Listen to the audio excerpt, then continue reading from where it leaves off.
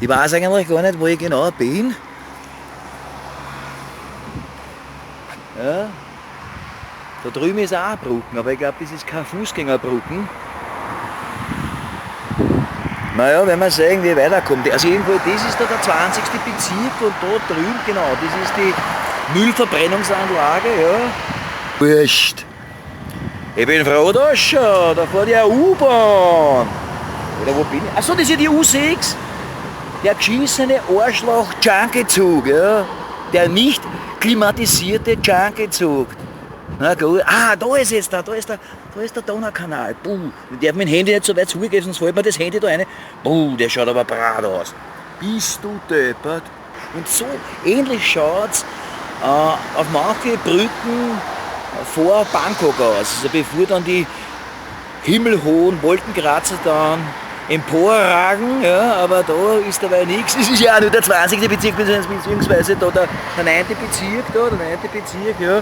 Mir ist so heiß, es ist der 19. Juli 2019, es ist circa 10 Uhr Vormittag, aber jetzt glaube ich, hat schon gute 30 Grad oder 35 Grad. Na gut, was soll ich noch erzählen, da ist schön ruhig da. Ja, da in dem Gebüsch da, das war nicht schlecht, ja. Also, eine fesche Katz in der Reißenham und Festbodern da drinnen, ja. Kommt schon, der sympathischste Wirt vom 18. Bezirk. Ich habe meinen kräftigen Zigarettenzug, den habe ich nach meiner Wanderung vom 2. Bezirk, 20. 9. Bezirk und dann da entlang den Gürtel, dann verdient er mal den...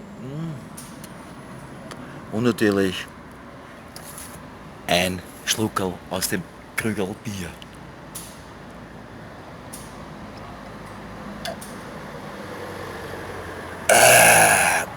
Das hat jetzt gut da.